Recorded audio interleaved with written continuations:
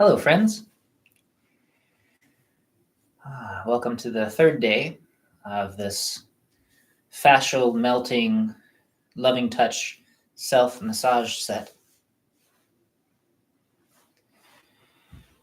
At this point, if you're tuning in, I'm assuming that you have some awareness of the set. But because of the limitations of YouTube, feel free to let me know who you are, if you're here, because I can't see any of that stuff. And if you're new and have questions, please feel free to ask. Our lovely panel of phone answerers will respond. And let's begin, as we do with most practices, with the comfortable, balanced, normal sitting. Ping Suo. Just your feet beneath your knees. Sit at the edge of your chair so that you are resting just in front of these sitting bones here, so that you're resting on the backs of your legs, not on your tailbone or your lower back. You want your back to be relatively straight, not arched, not rounded, unless you have to.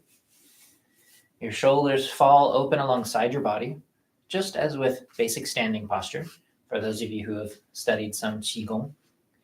You can rest your hands on your thighs if you like, put them in the center, whatever's comfortable for you, and allow your head to rest on top of your spine, so that you're not slouching forward or leaning to the side. This won't help. Get nice and comfortable. Allow your body-mind to settle.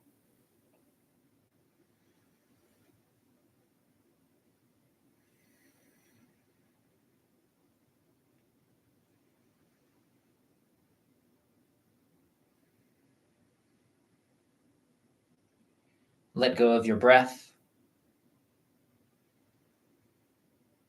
Just allow it to move freely. If you found that your breath is being obstructed during this practice, instead of forcing your breath through the obstructions, do your best to instead find a way to release the obstructions as best you can. That's how we progress. Otherwise, you just spend the rest of your life getting better at forcing your way through obstructions.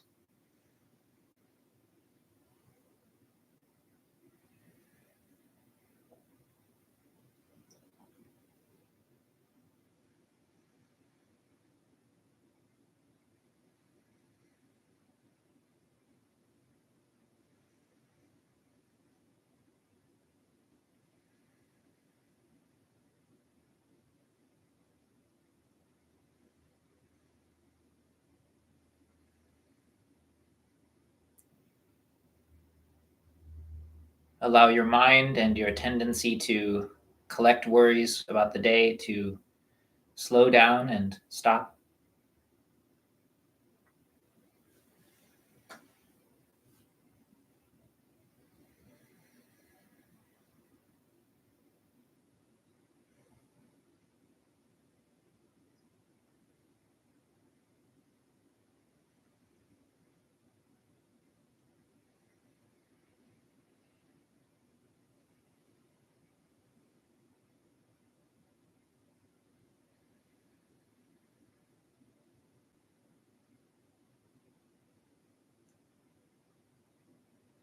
In the first class, we focused on understanding how much pressure we use on the tissues to help relieve that space.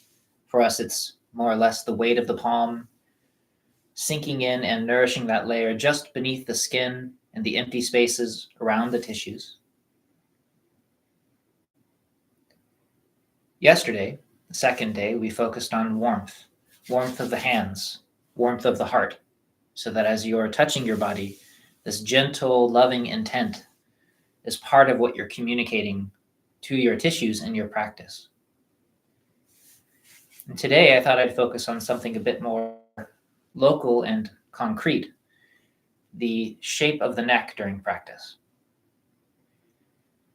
We want to relieve any pressure that we're having in the neck through good posture and simply consistent release of any tension in this area, allowing the head to feel as though it's floating upward.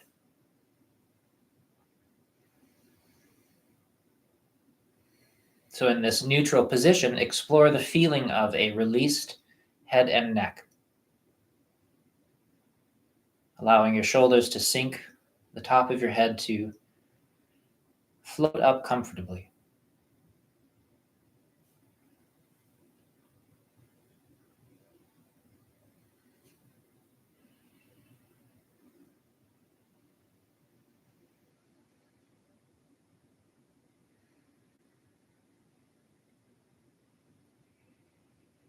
And then when you're ready, let's get the hands nice and warm.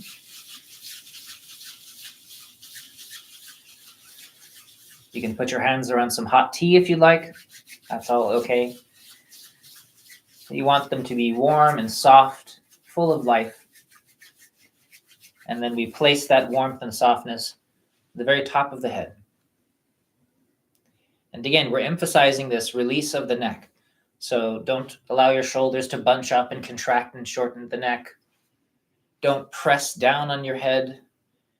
Instead, the gentle pressure on the top of the head emphasizes a release upward. Your head lengthens upward in response. Your neck is soft. And then begin making gentle circles.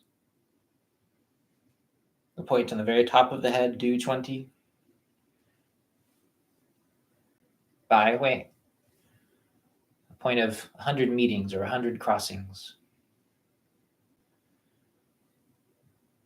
All of the yang channels cross and meet at this point. Both directions.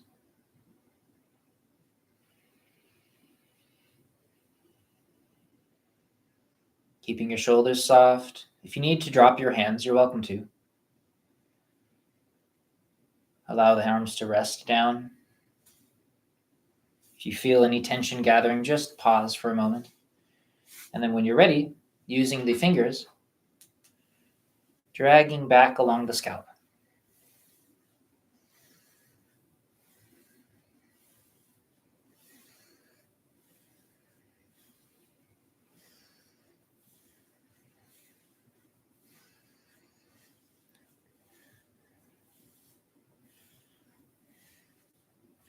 And now with the flat of one palm, rubbing the back of the head.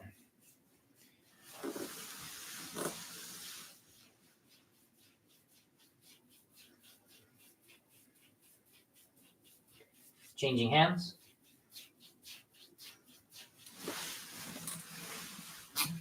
And then sinking a bit lower and using the corner of your hand to rub across the base of your skull, that point where your neck attaches.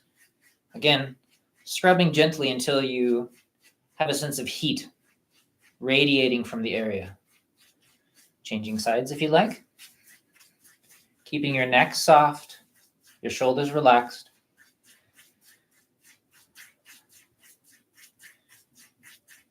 And then a bit lower, the neck itself, and you can even scrub locally at the base of the cervical 7 vertebra here. This is just the big bone at the base of the neck. Point is called Do 14 for those of you noticing. The great hammer. Da Zhui. Both sides, scrubbing the neck itself, make it nice and warm.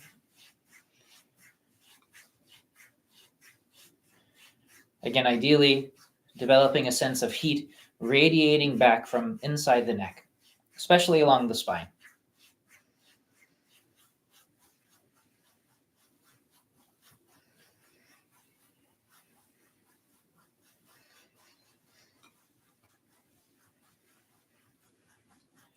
If you find yourself outside in the cold and in the wind, Chinese medicine informs us that the wind and the cold tend to get into our body, impact the channels in the body, especially through this area. So if you find yourself out and about and that cold wind comes by and you shiver and have that sense like it's just a penetrating wind feeling, take the time to scrub the back of your neck, get that heat going.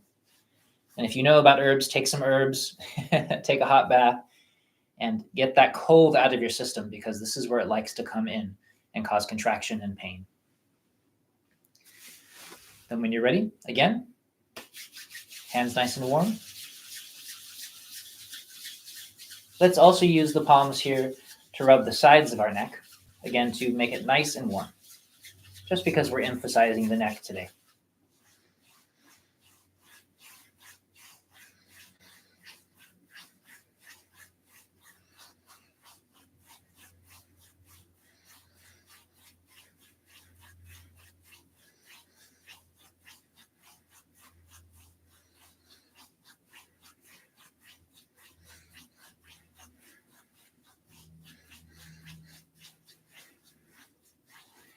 And then again, this time moving to the face, warming and ironing the eyes 3 times, allowing that heat to soak in, softening the space around and behind the eyes.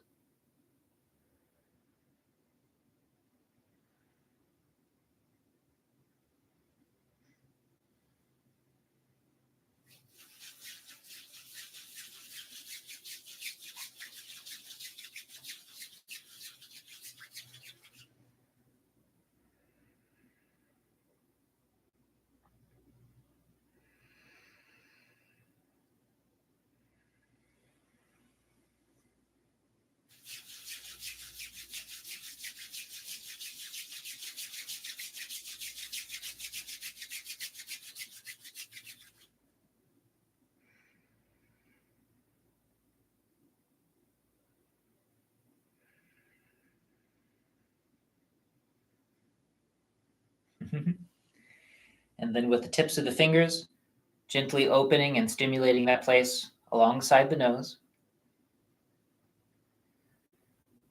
And again, if you're brand new to this class, please say so in the comments so I can add a bit more detail for you. Massaging this area, the large intestine 20 area. And then with the fingertips, tracing a path up and down from the sides of the nose to the scalp line. Warming and softening this line.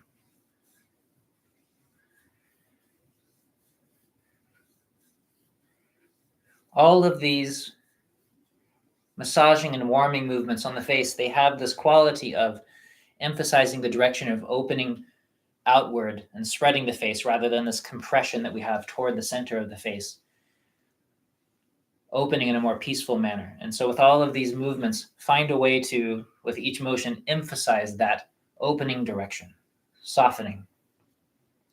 And then circling around the eyes.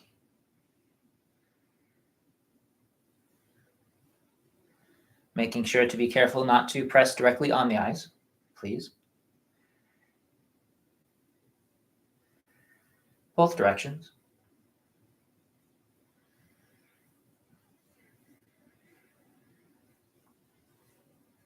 Remembering to keep the neck soft and relaxed. And if you'd like, you can use the index fingers to rub up and down along the inner edge of the eyebrow, even a little bit on the space between the eyebrows. And then scrubbing outward across the eyebrows with the index fingers. Gentle pressure, sinking just beneath the surface of the skin. You don't have to push hard.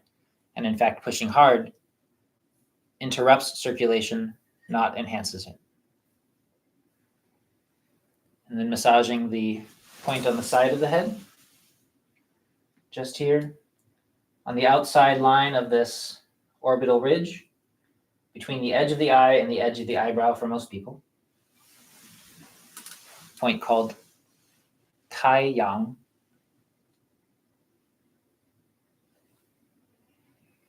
For those of you who may experience migraines from time to time, this is a nice one to do every day to make sure this area stays free and soft.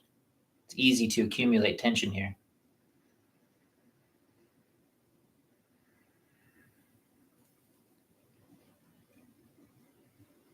And then once again, rubbing your palms,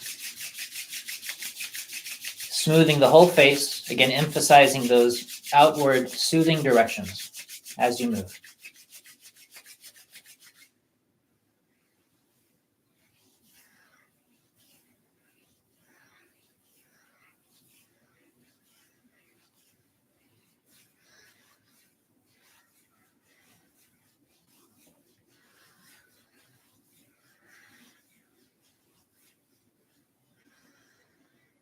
And again, if your shoulders start to feel tense, just relax.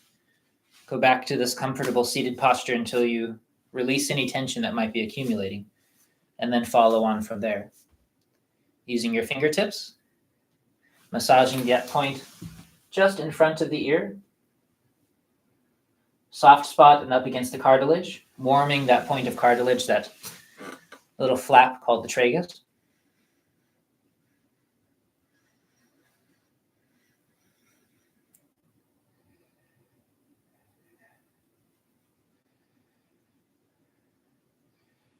And then softening the area, the corner of the jaw. Not pushing too hard. This is not a muscular massage. This is a releasing and melting of the tissues. And you don't have to rub over the surface of the skin to create friction. Rather, you can just move the skin itself slightly. Oh, I'm glad you mentioned that. It's a good one. Unless you feel like there's a lot of cold in the channel, then you can rub or add heat to it. But usually for this, it's just this gentle soothing of the area.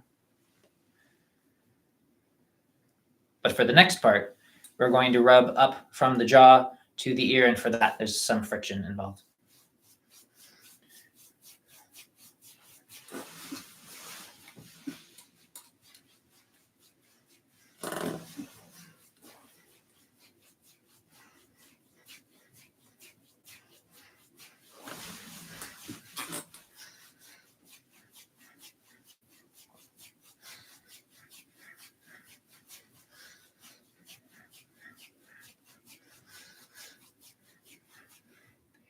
Next, we will scrub the ears themselves. Again, remember that we want to continue the same heating process, this friction process, without damaging the skin.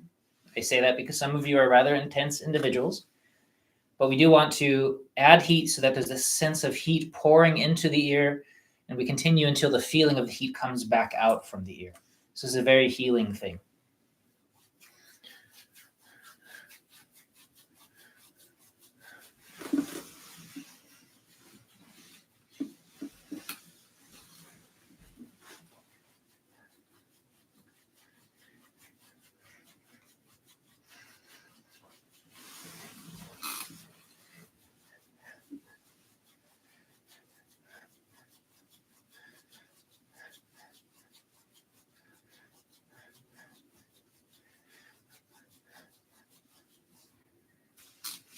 And for those of you who have been having some ear trouble, please do spend time every day with this.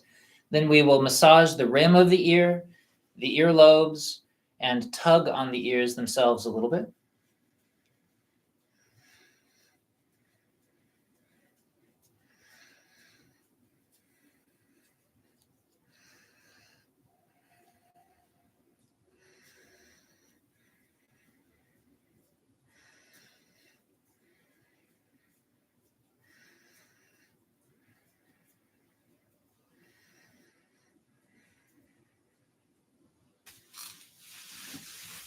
And for the last part, if you can hear me,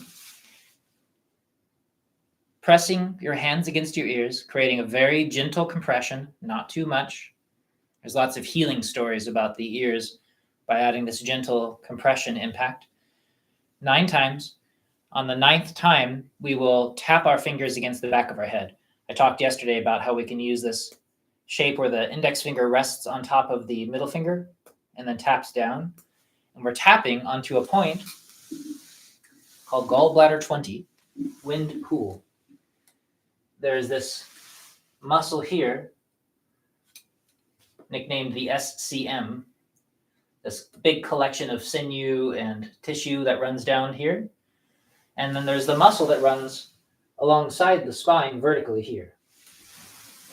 On both sides, where this line here meets this line here at the top, there's a small indentation, a cave, if you will, which is what we call the points in Chinese, xue.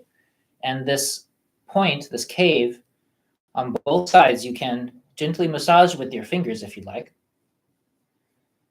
So you can find where it is. This is a wonderful spot to help relieve neck tension in general. It's below the skull. Top of the neck where those two meet. And in place, that's where we'll be tapping our fingers. And we'll do that 9 times or so, but continue as long as feels comfortable.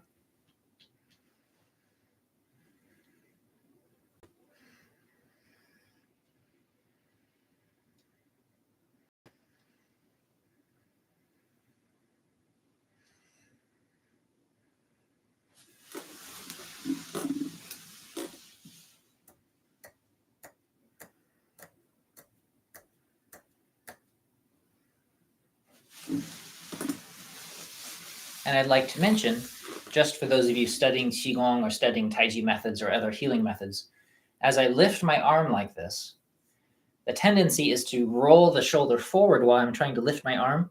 And that's why people compress their neck and develop a lot of discomfort during this position. What we want to develop over time is to allow the shoulder blade to sink while the arm comes up, so that the shoulder is actually going that way as my hands come up. My shoulders sink down as my hands come up. And so for movements like these, instead of lifting my hands by lifting my shoulders, compressing my neck and causing damage, instead my hands come up and my shoulders actually go down and back. And so this whole joint softly rotates as you create the movement. And you want to be comfortable and careful to allow the neck to remain free as you lift your hands. And that's a bit of a task to learn how to release the shoulders in that way. We have lots of videos about that coming. But do be careful to try to keep your shoulders at least soft as your hands lift. Moving to the throat, we're going to take sides of the knuckles and again brush downward. That SCM line that I talked about here. There's also something a little deeper, a series of thin muscles called the scalenes that move in the same direction, and we're helping that, the ears to drain. All of this plumbing is in there. We want to help gently release that.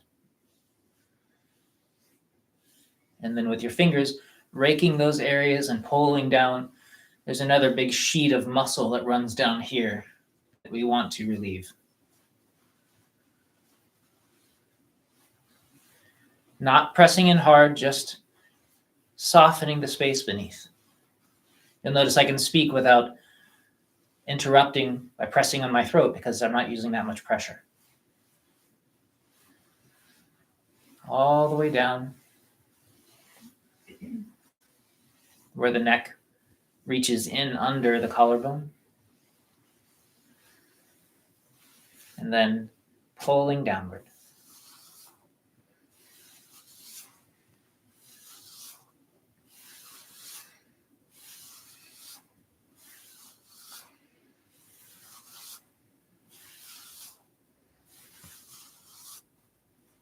Just pause for a moment, relax your shoulders.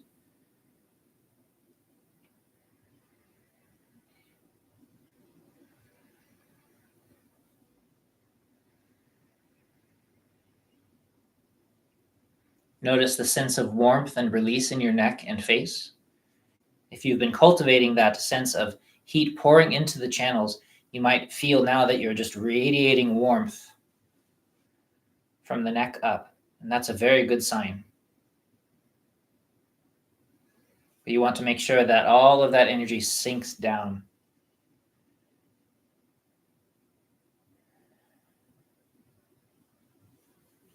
Later on, I'll be introducing movements that include the tongue and the teeth and the gums and the lips.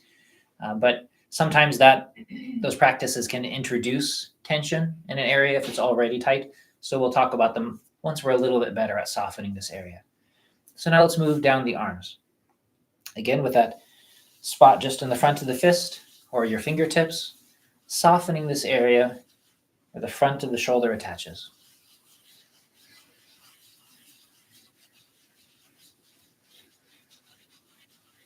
You can feel any attachments under the collarbone or up on through here. And then you can also reach up under, relieving up under the arm. If your shoulders are soft, you can easily reach behind, depending on your body shape. And then also on top. You can use simply the weight of your arm and a gentle curve in your fingertips to create gentle pressure and then make circles. But again, remember that as my hand comes up, my shoulder is actually going down. So don't do this. Gently warming and softening the top of the shoulder. For some of you, you may want to spend quite a long time here. And probably tomorrow in the next class, I'll do the whole thing emphasizing softening of the shoulders. And then when you're ready, you can soften across the shoulder joint itself, feeling easy, and then the whole upper arm.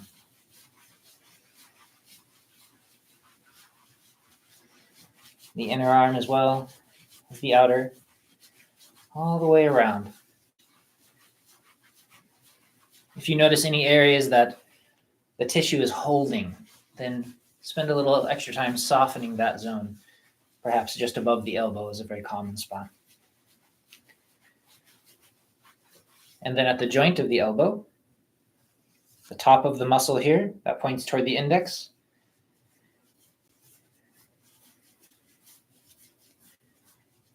warming and softening. Remember what we talked about with the loving, compassionate intent. And then a little bit lower on the arm.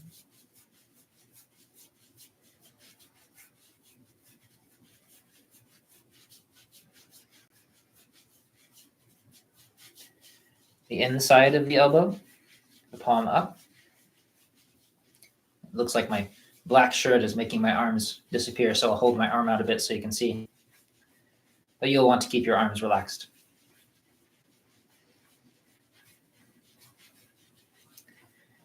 And then just above the wrist crease, the inner and outer gate, right in the center of the wrist, emphasizing the downward movement toward the fingertips to help continue circulation, reaching all the way out.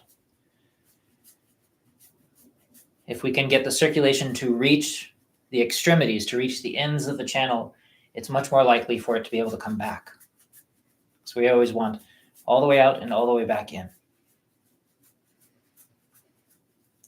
Pressing He-gu, large intestine 4.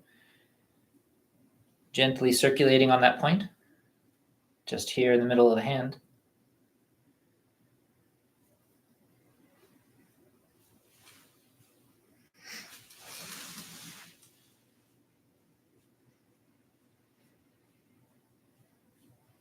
Very soft.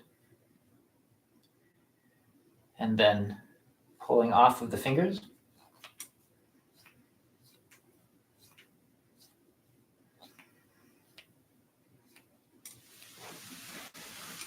If you find yourself with regular wrist pain, you can also work this side, the side of the little finger, pulling up just under the bone. With your fingertips, gently working a series of points in there. Just gently grasping to help relieve tension that may accumulate there.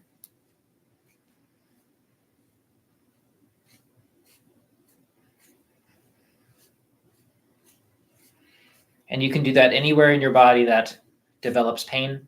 I mentioned that it's very common for people to develop pain here at the base of the thumb joint, in which case you could also spend time warming and creating circulation and movement there that reaches all the way to the base of the thumb and the index finger.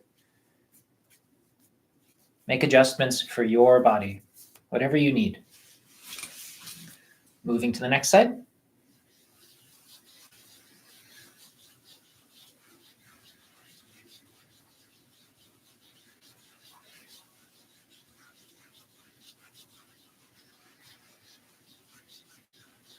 Some of you may have tubes inserted into your body or a bag attached. And in that case, of course, be very gentle moving around those spaces. Try not to pull on the skin that surrounds those tubes that enter you. Or if you have a mechanism embedded or attached, be careful that you're not disturbing that space, especially if it's taped on by a nurse or somebody else. Take your time to be gentle and just skip the area entirely if you can't figure out a safe way to do it.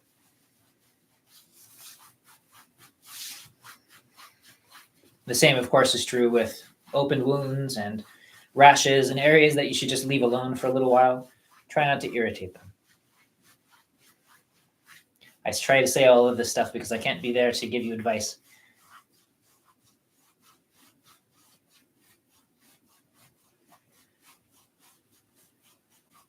Gently softening all around this side of the base of the neck. The neck attaches in through here. So we want to make sure everything is relieved and released. All of this is one section of movement capable tissue. We want to allow it to be soft. And then release the upper arm. You can massage that shoulder joint itself.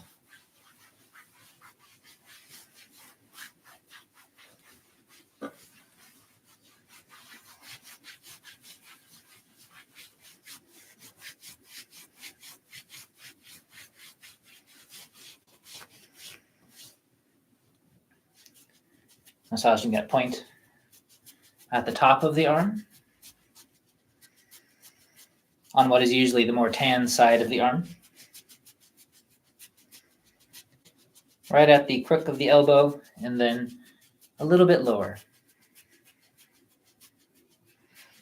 Warming and softening.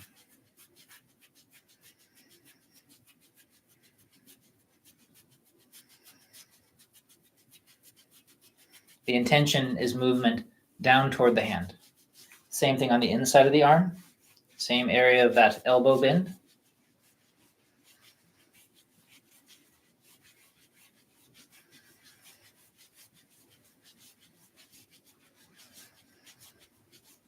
And if you're a golfer or a tennis player, I know there's at least one of each that watch these videos, you may also spend extra time on the inside of the elbow.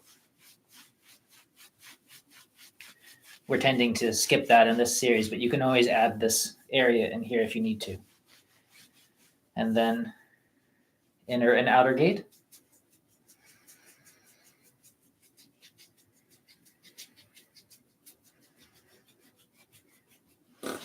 Generating movement toward the fingertips, the center of your hand.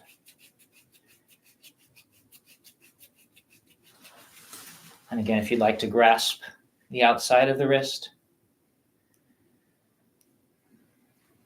I'm letting go just so you can see where I'm doing it.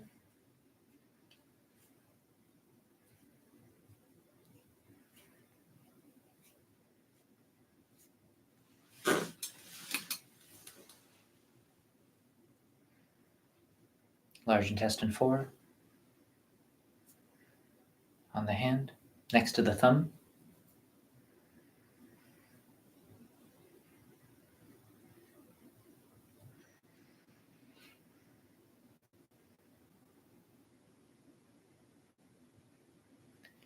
And then gently allowing circulation. And again, base of the thumb.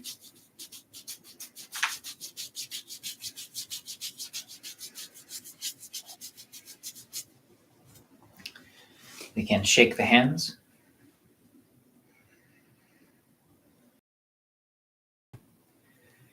This is also fun to see in a classroom because this is applause in American Sign Language. It always makes me feel very good. Thank you very much. Also down at the sides. This is a horizontal turning of the arms, rotational turning. You can also flap the hands a little bit if that feels good on the wrists and the elbows. You can shake them gently as though you're lightly flicking water off of the fingertips.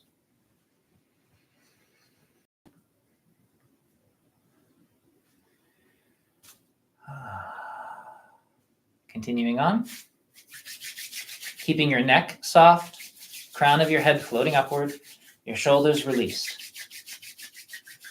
Center of the hands, massaging up and down, warming the sternum.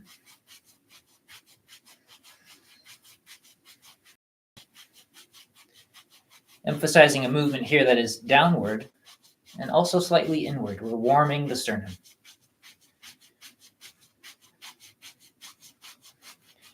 And a bit lower, we can massage that point in the solar plexus, right where this dot is apparently.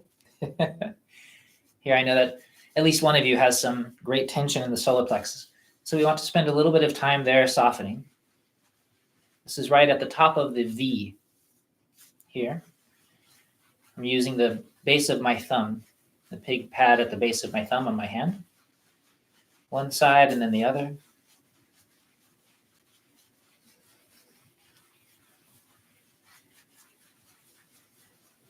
Releasing the breath, softening the emotions. It's a lot of emotional constraint that tends to congest this area until we literally freeze. And then a little bit lower, the space between that and the navel.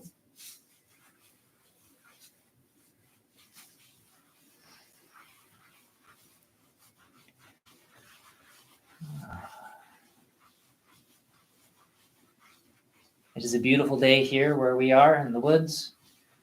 We can hear a river in the background and birds. As you practice, listen to your body, but also be aware of the space that you're in. Become soft. And then massaging base of the ribs. Generally moving forward, but relieving any tension that gathers beneath the ribs. Keeping your shoulders soft, your neck released, the top of your head softening upward toward the sky. And then if you like, one hand here, using the other fingers to gently rake across the ribs, sinking in a little bit into the rib, the spaces between the ribs. That tissue there that's hiding, we also want to allow it to become warm and stimulated without irritating it.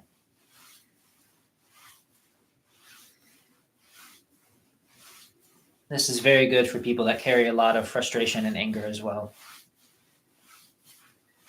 It's very good for me because I've done martial arts my whole life and I've cracked my ribs so many times that now I just have to give them constant love, which feels nice anyway.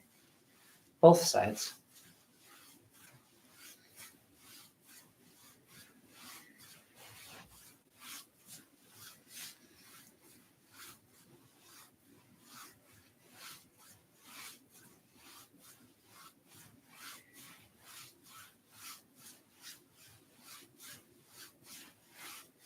And again, now scrubbing across the navel.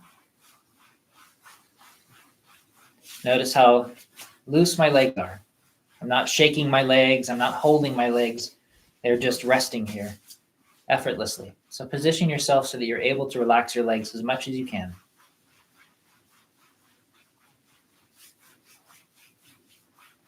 It's only tension that causes your body to freeze. You want to allow movement to travel all the way through your body. Both sides. Again, emphasizing, in this case, friction across these several points at the level of the navel.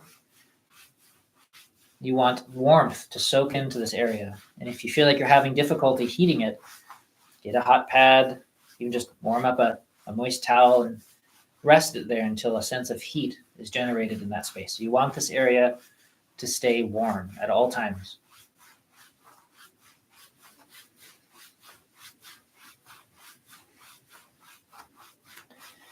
And then, again, this is more easy if you are able to lie in a bed or lie on the ground, but this inguinal crease here, find the soft space just in the center below this big tendon, stomach 30 point. Emphasizing the downward direction. This point we are using specifically to help send qi down, but it also actually relates to an opening that relates to the center of the body and the spine. And so this is a useful point in general, also for snake and turtle people.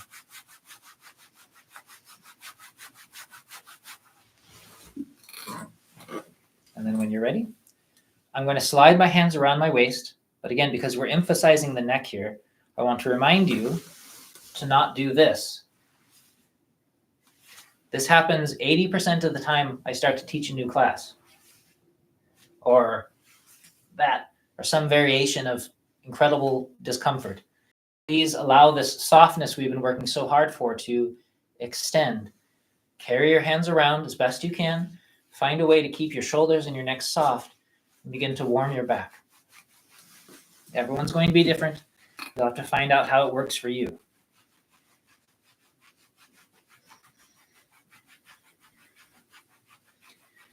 Scrubbing the musculature alongside the spine, emphasizing the downward direction, but mostly inward with the heat.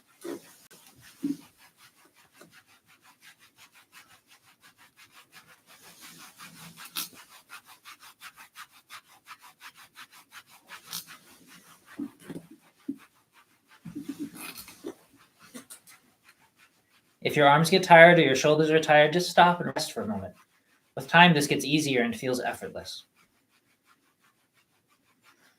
We can also rub horizontally across the back.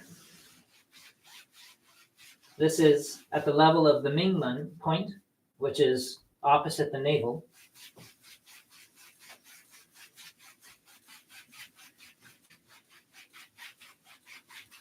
This is the middle of your lumbar vertebra here. Side to side. You can go up and down this way. You can move along the spine, emphasizing heat going inward and movement traveling gently up.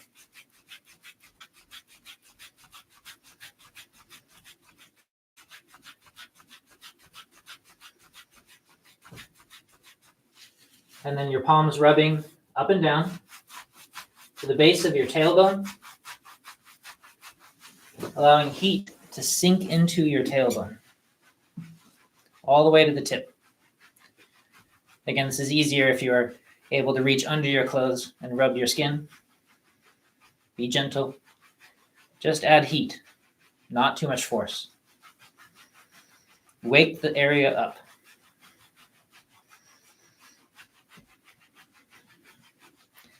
This is another one of those places, along with the belly and the feet, that if I could get people to do any one thing during this winter, what we have left of the winter, is keep these areas warm. Please, you will notice a difference. Just do it. Do it because I said so.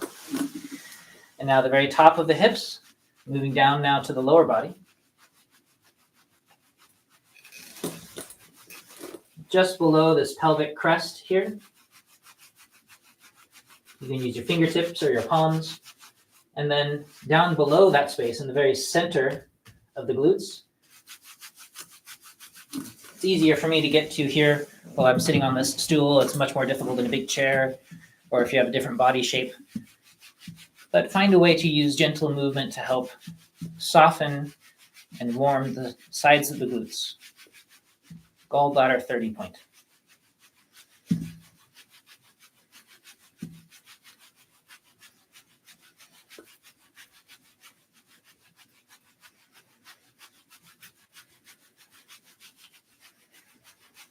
And then coming down the sides of the legs. Right here in the center.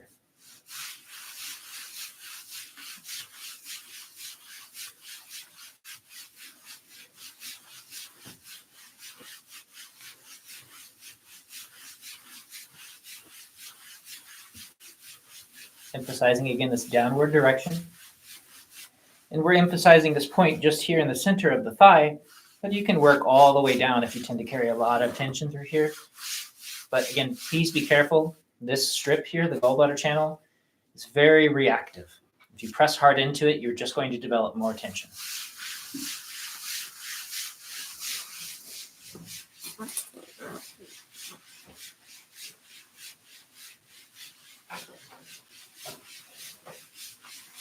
And then moving to the outer corner here of the knee. The very end point of the quadricep muscle. This outer corner of these muscles.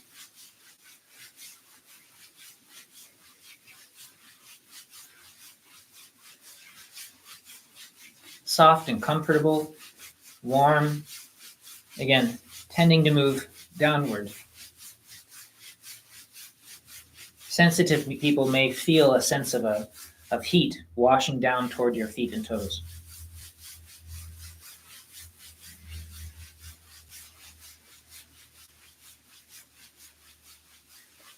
And then moving to the inside of the knee here. This point here, again, here's this quadricep muscle shape. One of these days I'll wear shorts. Working this point. This is the area of spleen 10 and also liver 8 on the side here for those of you keeping track. And you want to emphasize either point, but really this whole area should be warmed, nourished, especially this time of year. So the area is called the Sea of Blood. 血海. Gentle heat, attention, nourishment. I will make it a little easier to see, but you don't have to sit like this.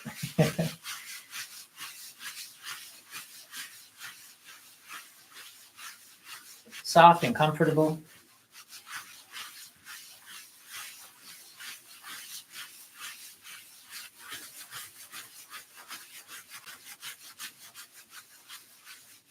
If you ever had a groin tear or other kinds of trouble in this area, you can, of course, spend time in through here or any place that needs that release, especially if there's scar tissue or there's been tearing of the fascia.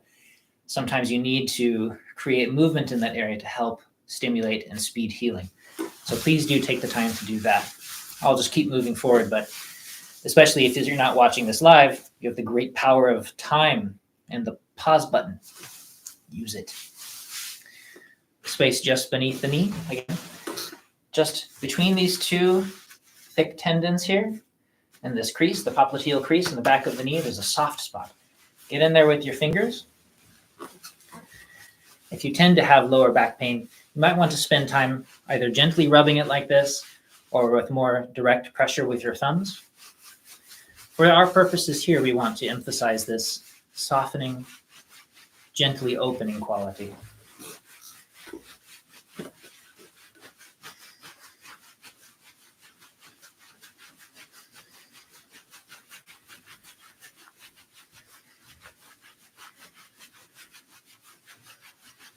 For those of you who study Tui Na Anmo, you can use the tan, the plucking movement, to stimulate the sinews here, but only gently. And then, scoot my chair back a bit.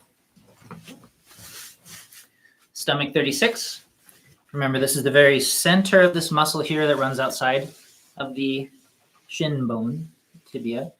At the very top where it comes together, find the center of the muscle, the belly of the muscle, and gently rub and warm that area.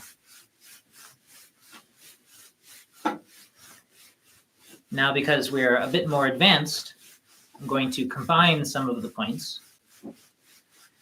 I'm going to combine it with this point here that we worked on before, the inside of the same tibia bone. The very top, there's a nice hole, a nice cave there. And we will warm and massage both points at the same time. You can do them separately if it feels difficult or uncomfortable, depending on your body type or the kind of posture you have to use to get here. It's okay to do them one at a time. This is just a nice way to save time and get a little bit more Qigong in.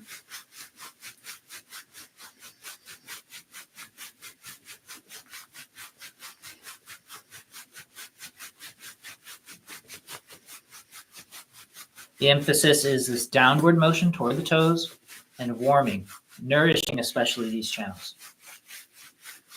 I want to feel heat building up in the channels. If you can make this spleen channel here, this is spleen 9, If you can warm that up, that is wonderful for your health.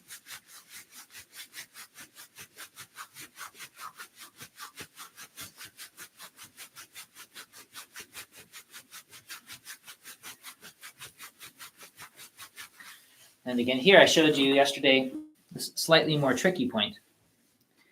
If I find, here's my kneecap, at a diagonal from that, I feel the top of this bone here. And I go down a little bit further in a diagonal line from the kneecap, and I can feel the other bone that's in my leg, the fibula. I want to make a triangle toward my toes with those 2 points. And again, they'll change position as I move my leg, so it can feel a little bit tricky. But once you start to find this particular cave, it'll be easier and easier. This is the gallbladder 34 point. We don't usually include such tricky points to find during a practice, but it's such a great point, it's worth looking for. And the worst that happens is that you soften and massage the side of your leg, so you can't go wrong.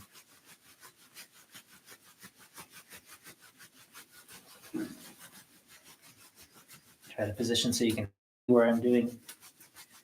It's near the side seam of your leg.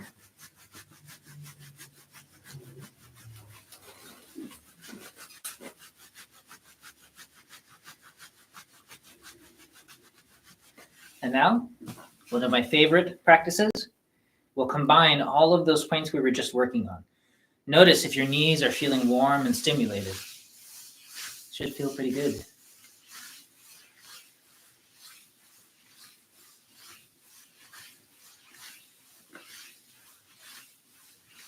And remember, if you are just joining us halfway through, because of the way YouTube is set up, I can't tell who's here unless you make a comment. So please do let me know if you're new to this set or if you have any particular questions. But also just to say hello.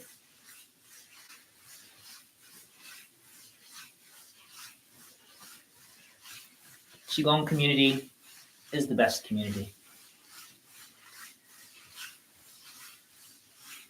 Both directions.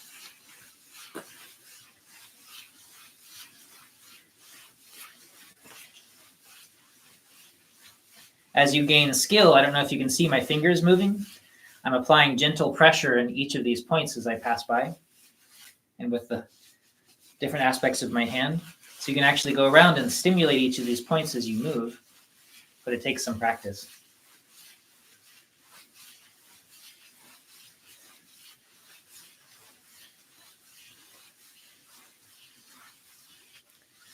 Both directions, one more time.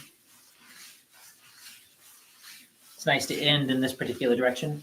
Down the outside, up the inside. Do this again until your knees feel warm and soft.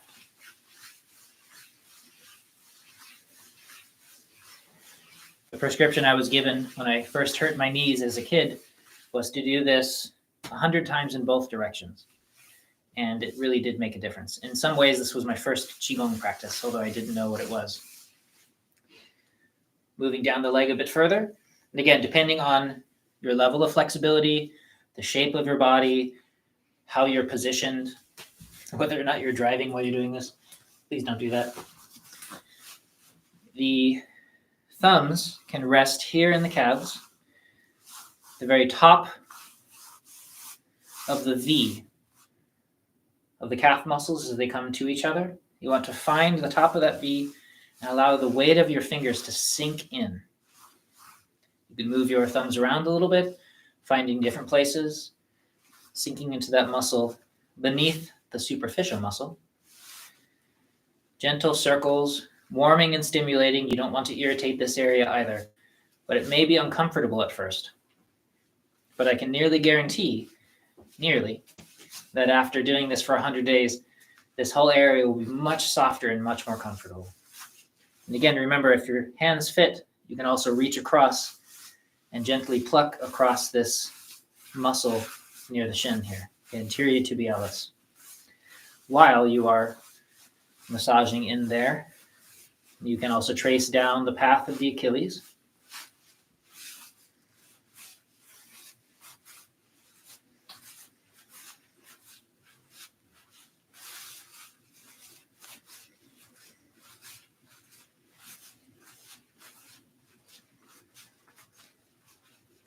You can also squeeze between your fingers along the calf there, helping dig in and create pain. And then the spleen 6 point, just above the inner ankle on this side of the bone. Get that nice and warm. And if you'd like to, you can include beneath the inner ankle bone there, their medial malleolus. So you're circling and warming this whole area. Remembering, of course, to soften your shoulders, soften your neck, allowing the crown of your head to float upward. So whatever position you find yourself in, even if you're horizontal, reaching down, continue to soften and lengthen your neck.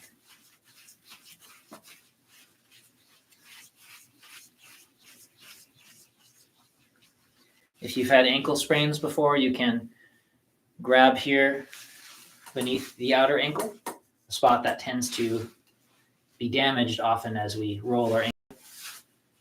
There's gallbladder points and urinary bladder points down there.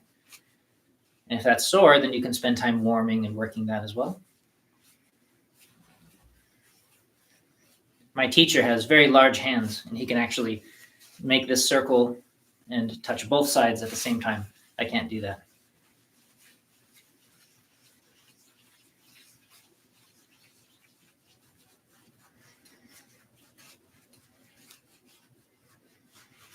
And then,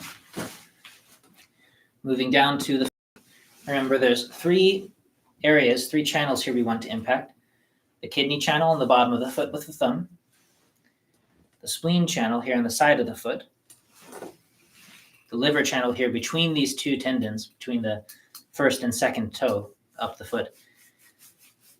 By squeezing and gently putting pressure in these areas, we can warm and stimulate these areas, emphasizing warmth moving in and movement traveling to the toes.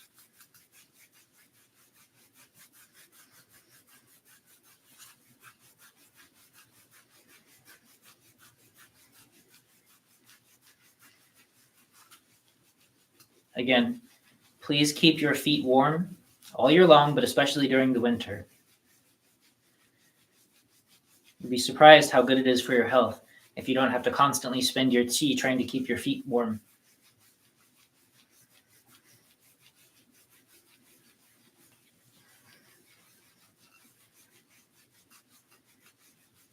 I like to grasp the gallbladder points on the other side, but we'll go over those points another day. Just for those of you who already know.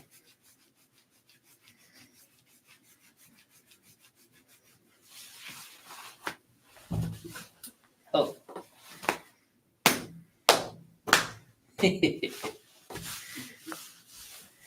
Changing sides. Staying comfortable. Sitting in whatever way that you need to. Reaching into the center of the calf.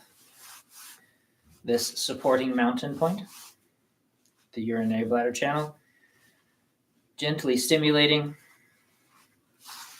Again, if your hands are comfortable with it, you can reach across and pluck that shin muscle. If your hands or your leg happens to be a different size, then just do them separately. It's okay.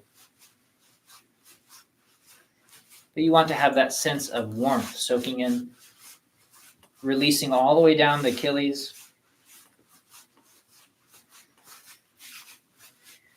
Just a reminder to keep your neck soft, crown of your head lifted.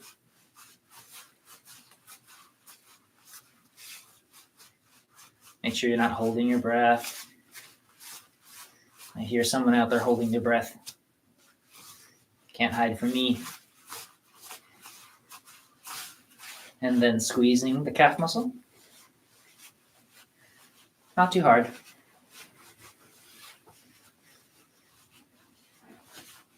This area of the body tends to become frozen because of the way that we stand, the way that we hold ourselves.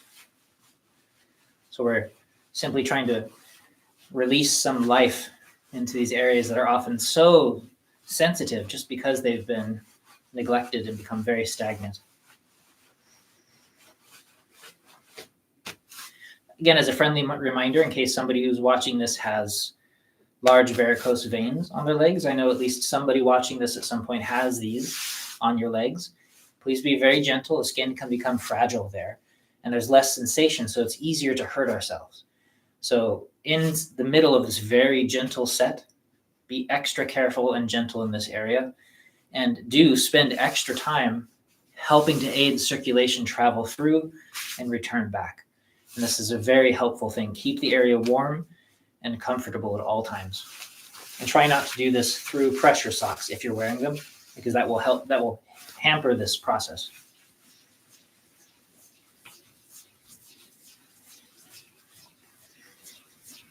Warming spleen 6.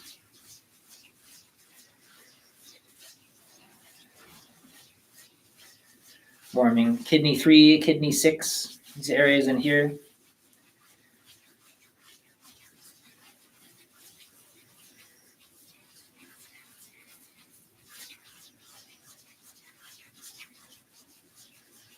Keeping your neck soft. And if you'd like to, you can reach under and hit that place near the ankle. Just keep it soft. And again, this is mostly for people who have rolled their ankles. And then kidney, spleen, liver. And if you're fancy, gallbladder channel.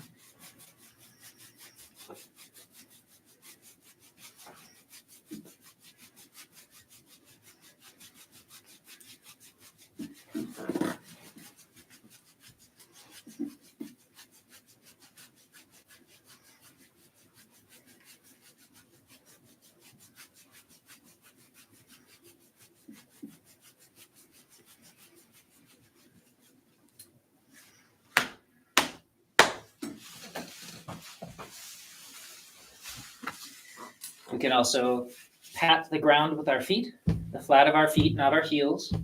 That kidney point we were just massaging flaps lightly against the ground. Make sure that your knees are bent slightly, that you're not causing pain to your knees. Just waking your feet up a bit. So this next one we were working on before, sitting on the ground. This rolling of the feet. So I wanted to give this to you. This is a wonderful winter practice. Allowing your feet to move in place. So you're twisting from the base of the knee to the ankle to the feet, circling around, rotating your toes, both directions.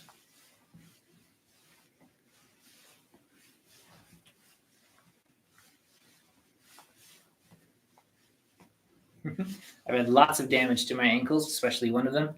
It's very nice to give them a little extra bit of attention. And again, just so you see it on camera more easily, go like this with your large toe and your little toe, keeping your feet mostly in place so that the movement is mostly coming from your ankles and your feet.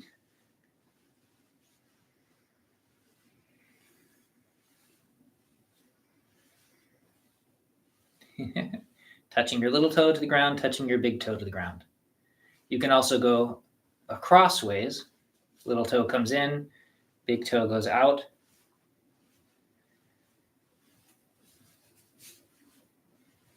And then, as though you're grasping something with your toes and your feet,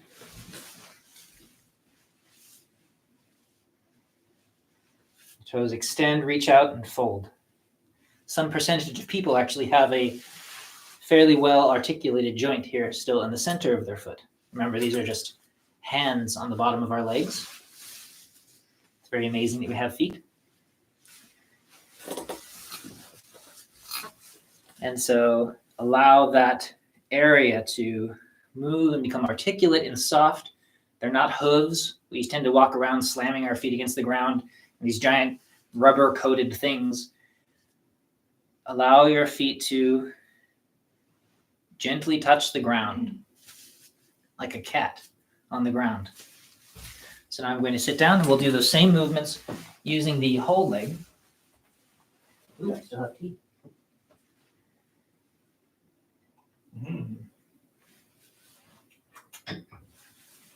Black pour.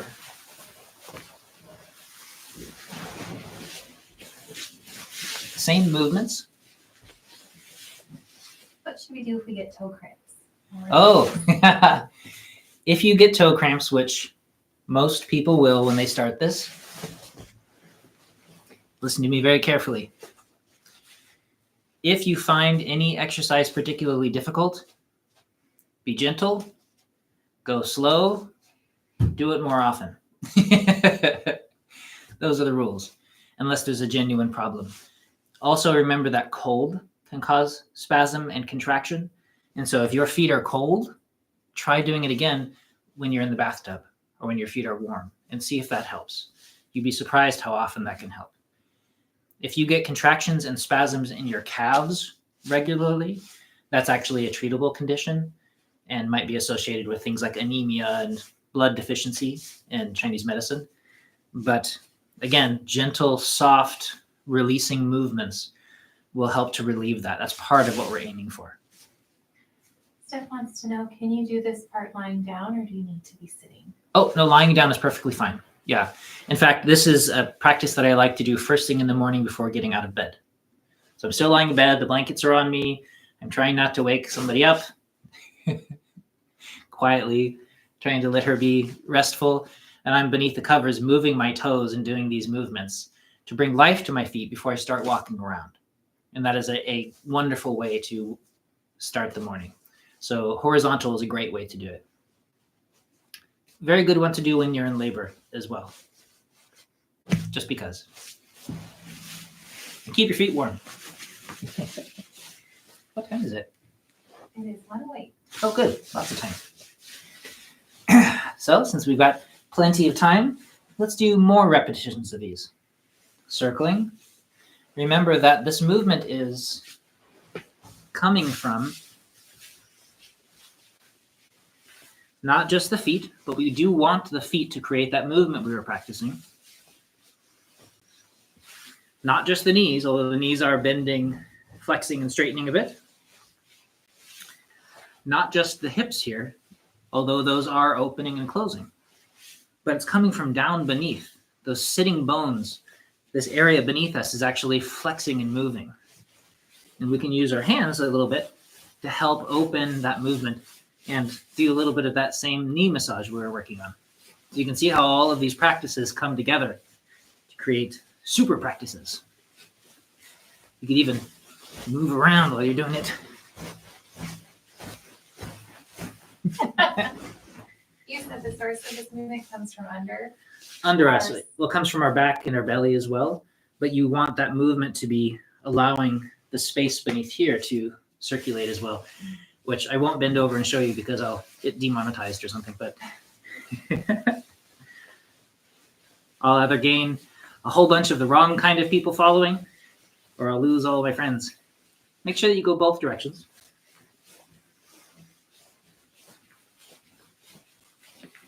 Moving your toes, softening your legs. If you start to feel tired, relax, take a break, then come back. You're not trying to exercise, you're trying to soften. And then again, what we worked at before, reaching out, palms turn outward as much as you're able to without lifting your shoulders, without tightening your neck. Remember, this is still the focus. Reaching outward, gathering, pulling to you. At the same time, you do that same motion with your feet, pulling in. It's like you're sucking through a straw and you're gathering everything into your belly and your lower back. And you relax, pushing up, softening, lengthening your shoulders, lengthening your neck. Don't do this. If you do this, don't do it at all. And then fall forward. I'm going to just move this far. When we fall forward, should we be feeling any muscle tension in our back, using our back to do that? No, good point. If you push and pull forward with your back, then you're tending to create more tension. It's perfectly fine to make a small move. And as well, as we're folding forward here, if I try to touch my toes, if I do this in a way that is compressing down, you'll see people trying to touch their toes doing this kind of movement. And if you simply teach them to lengthen so that I come over the top. It's actually much easier because I'm no longer compressing and getting in my own way. But instead, you soften long, you soften your neck, you soften your shoulders. And that lengthening, this part of my body goes this way, this part of my body goes this way. And then suddenly, you become much more flexible. And that allows your spine to lengthen. But the goal is not to try to stretch. This isn't to touch your toes, hamstring stretch. No stretching here. This is ease. So only move in that zone of comfort and warmth and slowly allow that zone to expand. That's the reason I'm falling here. So we can rake with our fingers upward. Let's do that a few times just to get a feel for it. The weight of my fingertips sinking down. There's not a lot of tissue here on top of the shin bone and the knee, but you're allowing that tissue to be dredged in Chinese medicine. So now we're going to add that in. So you reach out, gather with your feet and your hands, inhaling, inhaling, exhaling, falling forward. Dredging up, reaching out, softening, lengthening your spine, lengthening your neck, falling forward.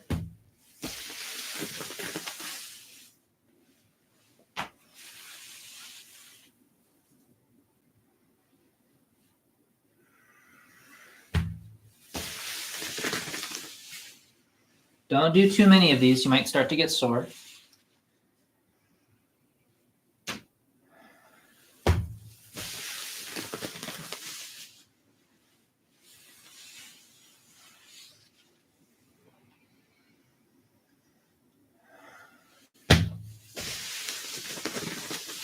One more.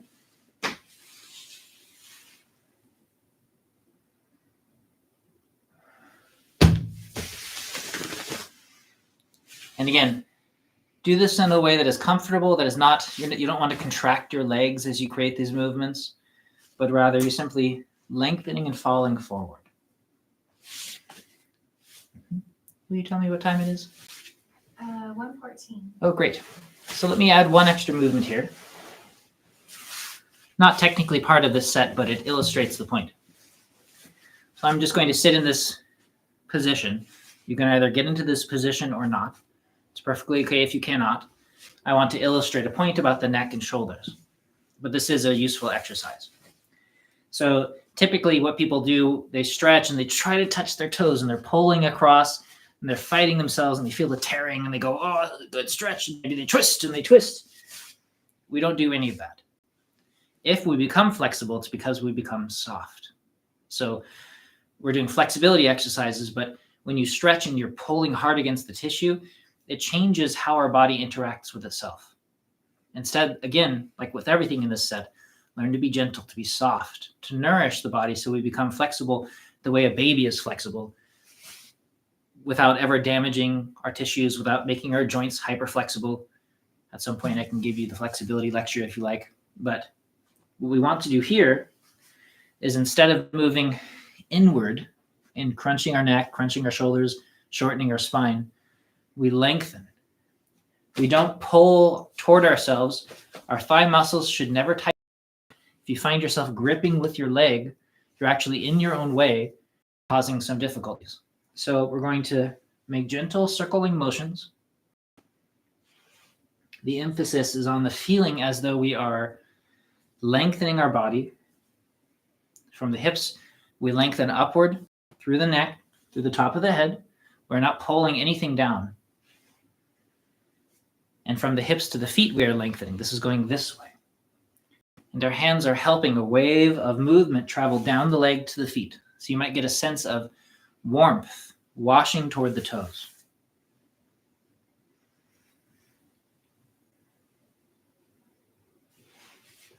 We'll do this on both sides. Again, not worrying about being too flexy, doing whatever it is that your body is able to do, and in the way it's able to do it. Release. Keep the length of your neck, the softness in your shoulders.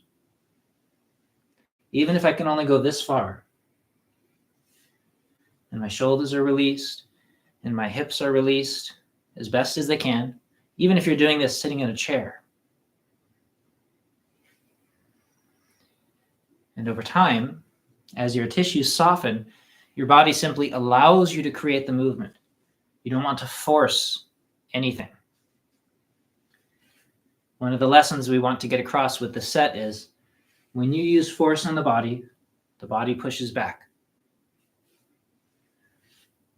We learn to harmonize our body-mind.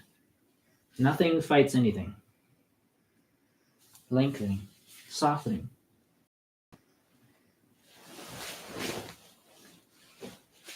And then, again, sitting comfortably on the chair or wherever you are so that your spine is upright, we're going to shake the pillar.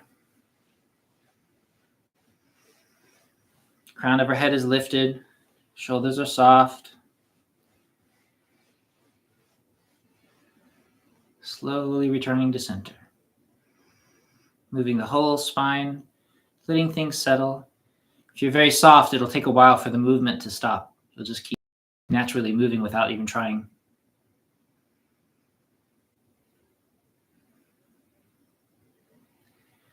And then relaxing for a moment.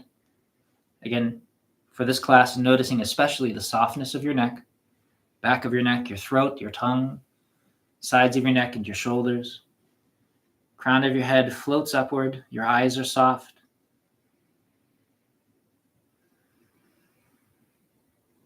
Your breath is soft.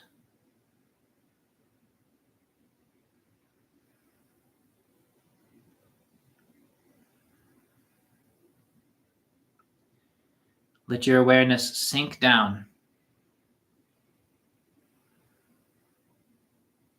Feel your whole body warm and soft, gently expanding. Just let go.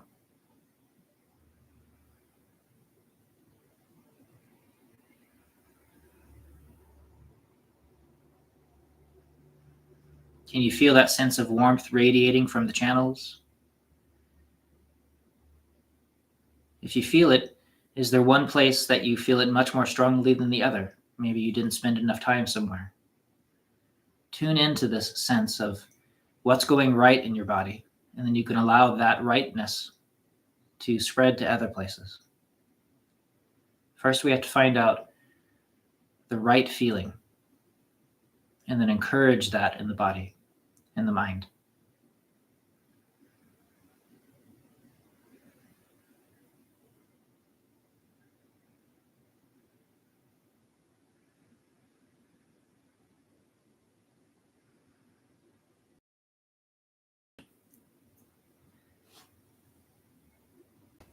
Any questions? Well, I'll get my tea.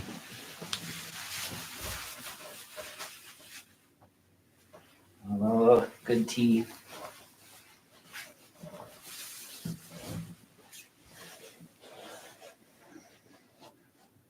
This was a Christmas present from Melanie Blackpool.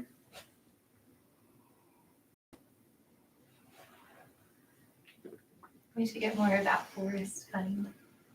The woodland tea. Woodland tea. That was good. If any of you ever want to send a gift to us, send some tea from 7. Tell them John sent you. A lot of you probably have heard my Patreon discussions and heard about my life at the tea house. I'm a big tea fan.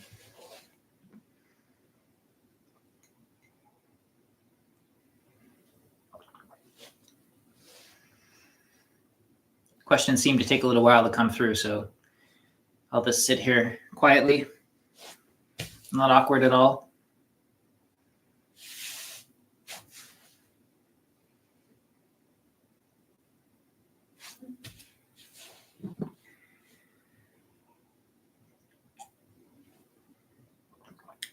This is my Totoro cup.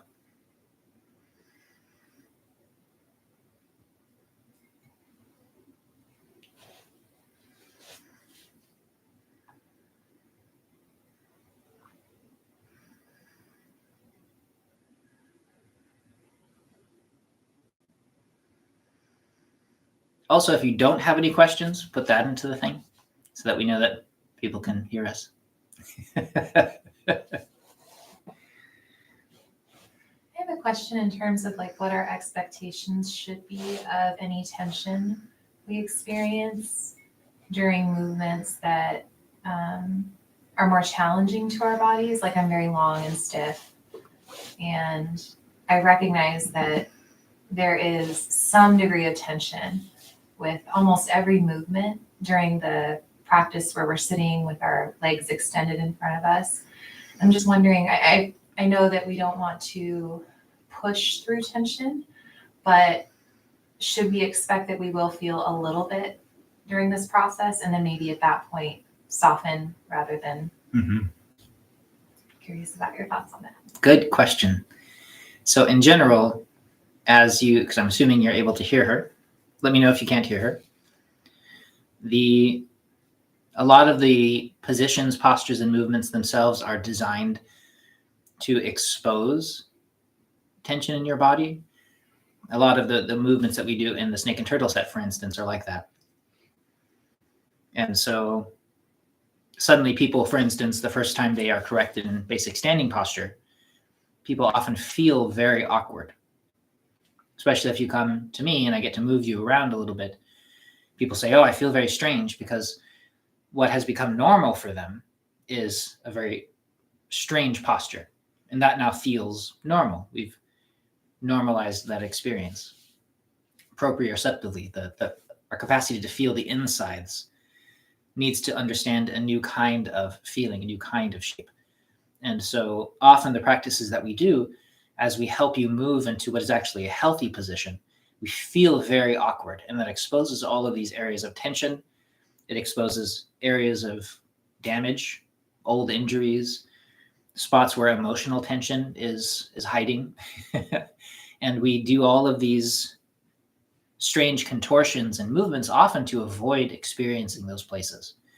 And so as we move into them and our awareness and our chi becomes a little bit more spaced and balanced, especially as it moves into the body, we become very aware of discomfort and stress and these things in the same way that people begin to meditate and they're suddenly aware of their mind spinning.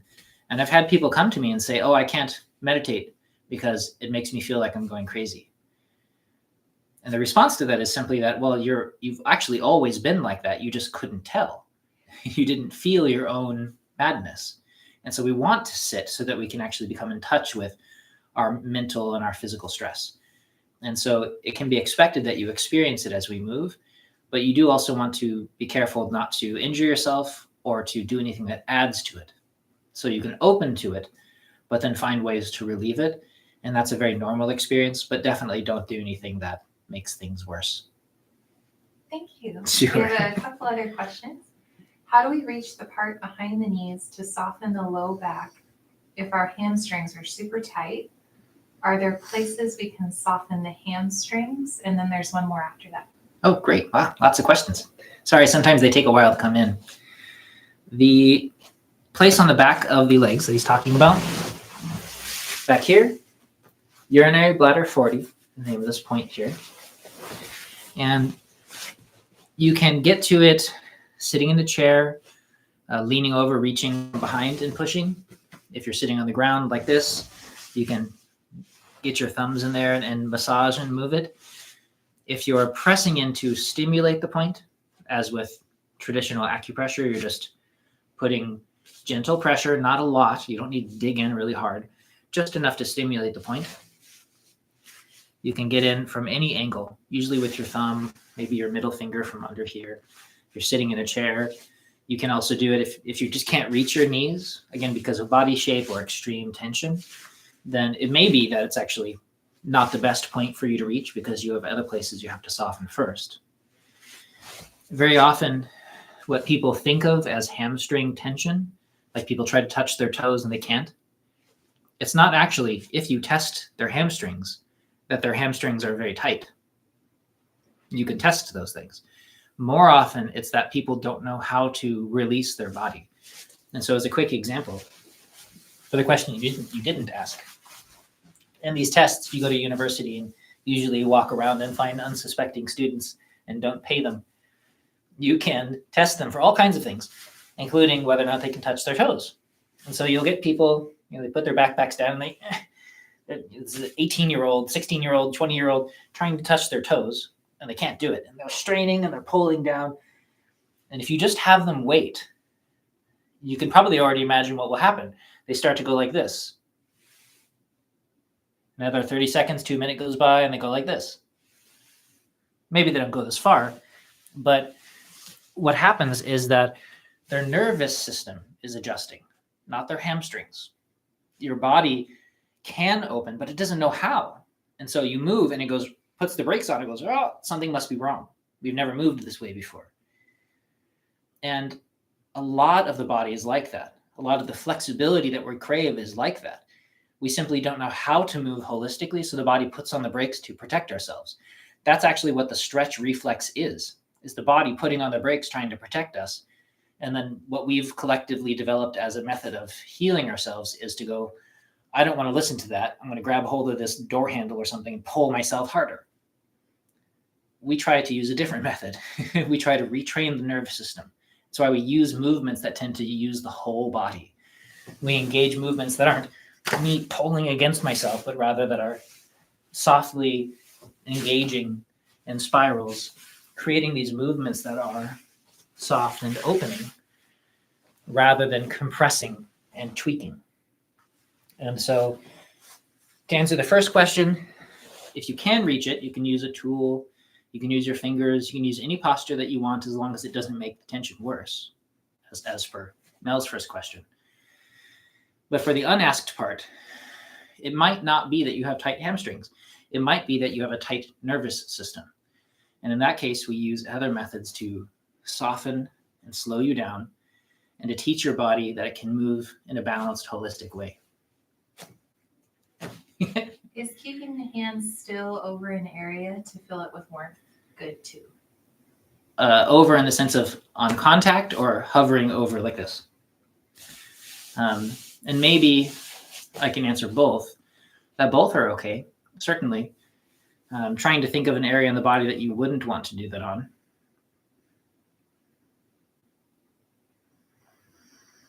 It's pretty okay in general. If you're trying to focus chi, if you're trying to push energy, which is a common thing, and I don't know who's going to watch this in the future. For instance, a lot of energy systems these days that I won't call out directly, they try to push a lot of energy at somebody, maybe into their head, into other very delicate parts of their body. So in general, especially until you develop a high level of fluidity and capacity with chi movement and a really strong anchor in your dantian, I would recommend not doing that and avoiding those kinds of treatments, either being the person doing those treatments, which famously causes disease in the person giving the treatment, or receiving those treatments, which famously causes problems for people who receive those treatments. Don't do it. I often have to treat the side effects of those people after they've gotten poor treatment. It's a whole thing that's filled my clinic for years. So as far as, my knees sore, I'm just going to rest my hands here and let the heat of my hands, hopefully your hands are hot, let that warmth soak into my knee. Absolutely. If you do external Qigong and you just hover your hands, I'll try to get this so your camera can see it. And I allow the warmth of my hands and this connection between my hands to fill my knee with warmth and life. That's perfectly okay. But don't do it here or here. Just let everything sink down. Be careful and use the warmth to gently nourish the body, the surface of the body, but don't overdo it. And I don't say that to the person who's asking. I just say it to the future people who may misunderstand the question. And don't use anything too hot. That's it. That's it. Amazing. Oh, yes, I keep seeing little things pop up, but I don't know if they're new or old.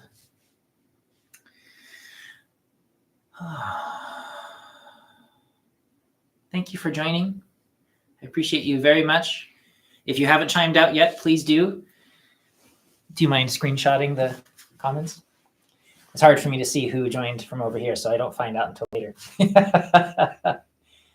I appreciate you all very much, and I wish you all a wonderful day, and see you